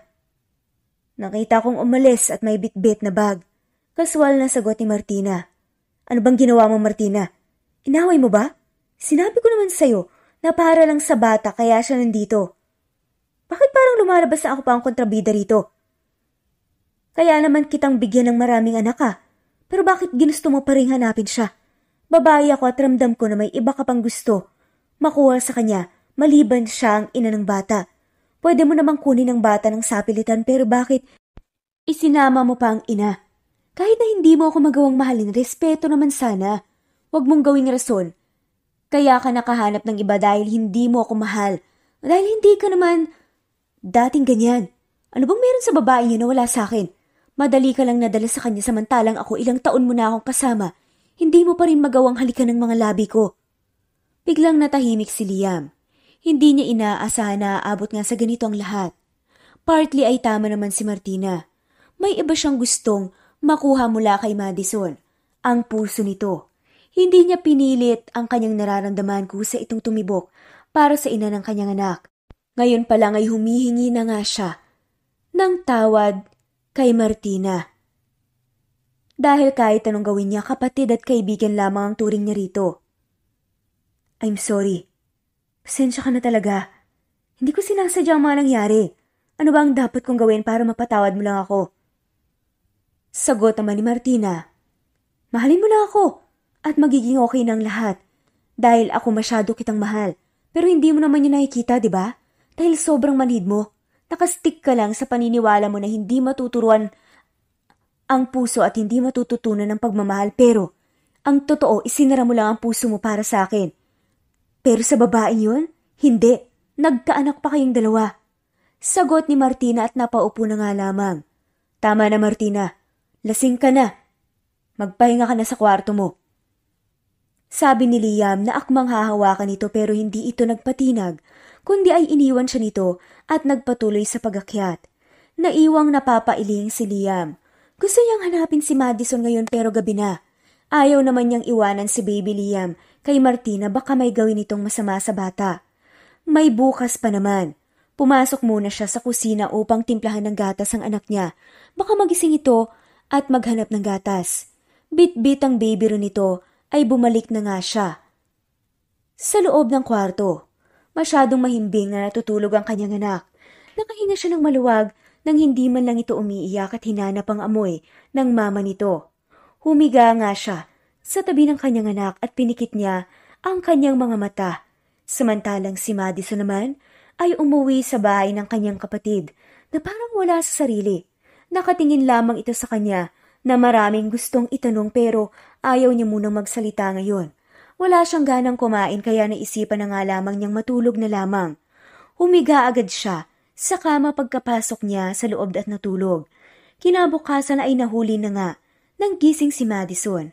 Puro pagod ang kanyang nararamdaman kaya mataas na ang sikat ng araw.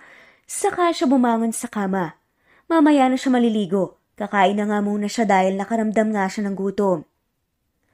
Hindi pala siya nakakakain ng gabi dahil dumiretso na nga lamang siya sa pagtulog. Paglabas niya ng kwarto, ay hinanap nga niya agad ang kanyang ate Cristel. Anong ulam ate? Nagugu. Bigla nga siyang natigilan. Nang pagdaan niya, sa may sala ay ang mukha ni Liam ang kanyang nakita. Anong ginagawa mo dito? Galit na tanong ni Madison. Pinuntahan ka. Bigla ka na lang kasing umalis kahapon na walang paalam. Kaswal na sagot ni Liam. Hinanap niya ang kanyang anak pero wala ito. Hindi na rin siya nagtanong kung nasaan ang bata. At bakit mo naman ako pinuntahan pa rito? Nakataas ang kilay na sabi ni Madison. Nag-usap tayong dalawa. Madison, hindi yung basta ka nalang aalis, mag-usap tayo. Wala na tayong dapat pag-usapan pa. Sagot naman ng babae.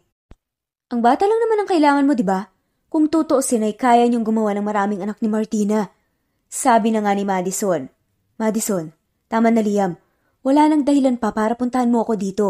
Hindi ka ba naawa kay Martina? Nagkaanak ka na nga sa iba at sinakta ng damdamin niya. Palagi ka pang pumunta rito.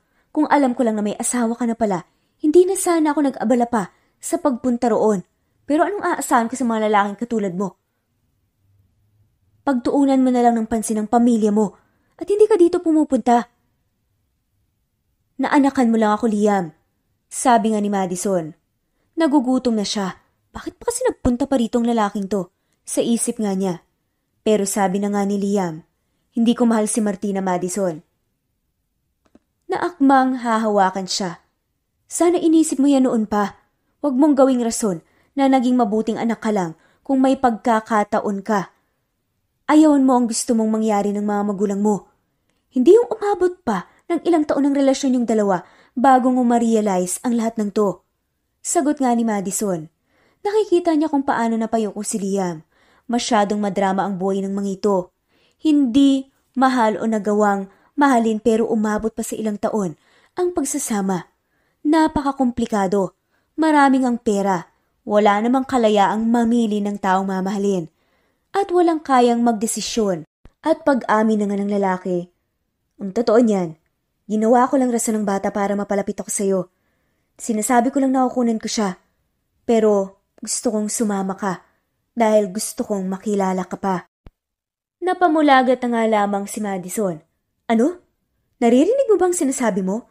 May taong naghihintay sa'yo tapos nandito ka sa bahay ng ibang babae at sasabihin mo yan. Tamaan ka ng kidlat sa sinasabi mong yan. Sagot ni Madison. Hindi ako nagbibiro, Madison.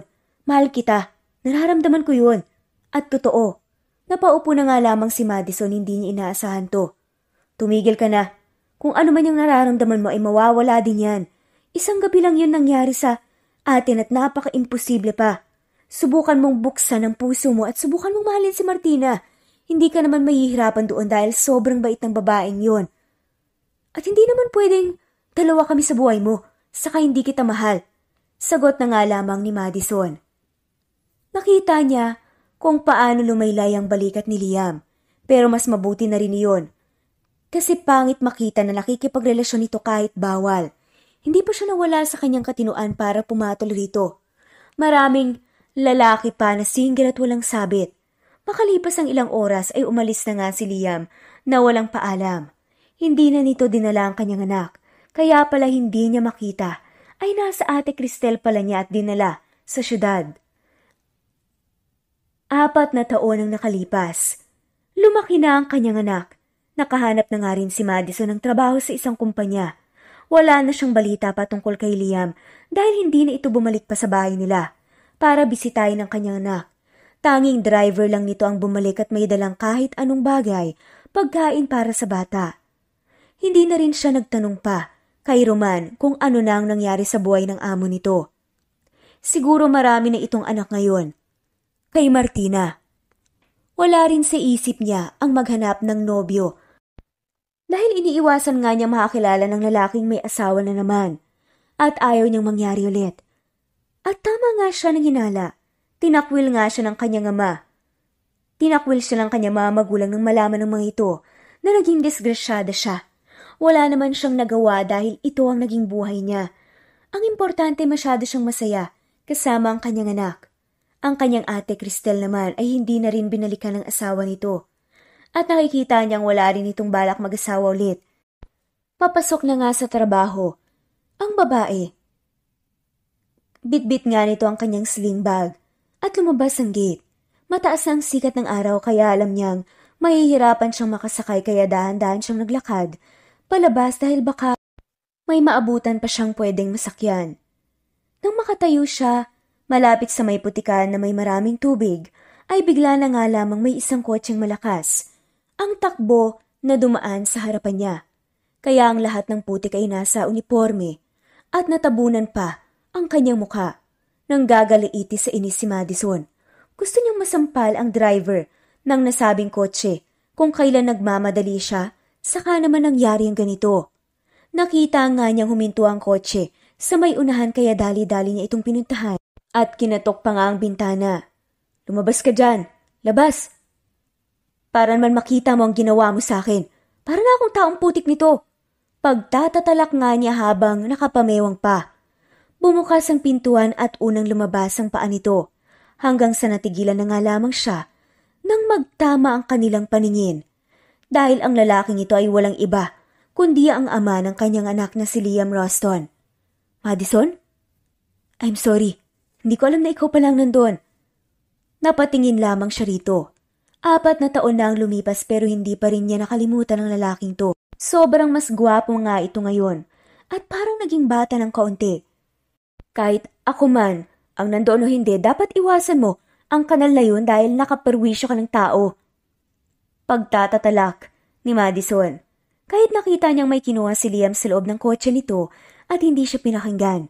Natahimik lamang siya nang bigla nitong pinunasan ng tuwalya ang kanyang mukha pati na nga rin ang kanyang damit. Tumigil ka na nga sa ginagawa mo dyan. Hindi bagay sa'yo. Saka pasensya na ulit, nagmamadali kasi ako. Babalikan na lang kita mamaya. Sabi nito at saka pumasok na nga ulit sa kotse. Napasimangot siya. Nang bago nito buksan ang pinto ay hinawakan muna nito ang kanyang ulo. Ano siya, bata? Pagkaalis ng kotse ni Liam ay bumalik na nga si Madison sa bahay at agad na nagbihis. Nang tanghali ding iyon ay nasa kumpanya na nga siya. Pagkasapit ng hapon ay tumawag ang kanyang anak at pinadali nga siyang umuwi dahil may kailangan daw ito sa kanya. Kaya dali-dali siyang umuwi. Nagpaalam agad siya sa kanyang amo. Nang mauuna na nga siya, mabuti na lamang pumayag ito. Sumakay na nga siya ng taxi. Pagkalabas niya, ano bang kailangan ng batang yun sa kanya? Makalipas, ang ilang oras na biyahe ay nakarating na nga siya sa bahay. Pagkatapos niyang magbayad ay pumasok agad siya sa loob at nakita niya ang kanyang anak na may maraming laruan na nakaupo sa sahig habang kumakain ng dessert. Sa may sofa naman, ay parenteng nakaupo ang ama nito. Ngumiti ito ng sobrang tamis nang magtama ang kanilang mga paningin. Magandang hapon, Madison. Ang akala ko nandito ka lang sa bahay. Sabi nga ni Liam. Ang daming dalang pagkain at mga laruan. Nadala si Papa sa akin, Mama. Sabi mo sa akin, wala na akong papa. Naku, napakasinungaling mo naman. Sabi nga ng kanyang anak. Napatampal na nga lamang si Madison sa kanyang noo, habang si Liam naman ay nakakunot ang noo habang nakatingin sa kanya. Pambihira ka naman, Madison. Pinatay mo na pala ako sa isipan ng anak natin nang hindi ko alam. Sabi nga ni Liam. Hindi na nga lamang nakasagot ang babae. Maupo ka nga rito sa tabi ko. Ito para sa'yo. Sabi ni Liam at binigay sa kanyang bouquet. Nadala nito. Tinanggap naman niya. Salamat. Anong ginagawa mo rito? Tanong ni Madison. Puntahan mo muna si Mommy Cristel mo doon sa kusina, anak. Utos nga ni Liam sa anak niya. Sige po. Tumingin sa kanya si Liam Kaya yumuko na nga lamang siya dahil nakakaasiwa ang mga titig nito.